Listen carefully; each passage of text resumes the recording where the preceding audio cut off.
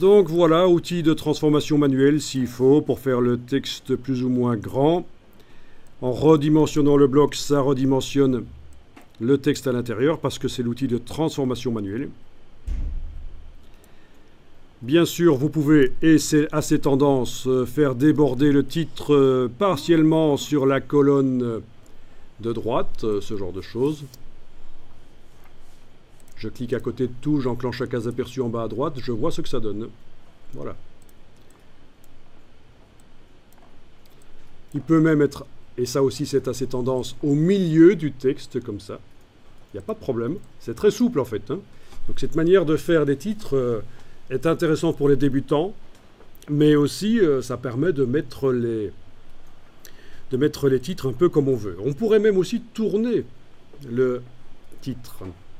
D'abord, je vais enregistrer mon document comme ça.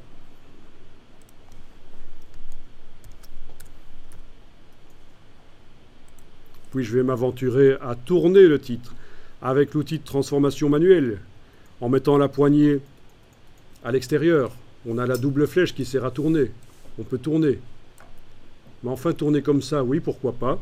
Mais j'annule, parce que pendant que je tourne, je vais enfoncer la touche majuscule, ce qui va forcer la rotation sur les axes. À un certain moment, il est bien vertical comme ça, je lâche le bouton de la souris, puis la touche majuscule, et je peux aller positionner même mon titre de ce genre-là. Vous voyez, c'est quand même très souple. Essayez de faire ça dans Word. Donc Word est un bon logiciel. Le problème, c'est qu'il y a plein de gens qui ne le connaissent pas bien, y compris moi. Et aussi, il n'est pas prévu pour faire des fantaisies comme dans InDesign, qui est vraiment prévu pour faire de la créativité en mise en page, InDesign.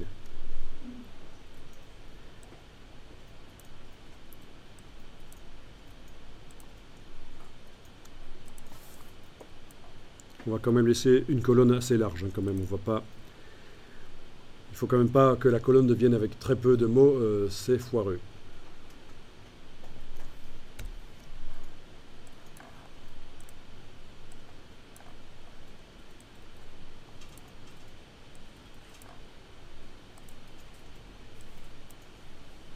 Ça va ou il y a des problèmes? Très bien.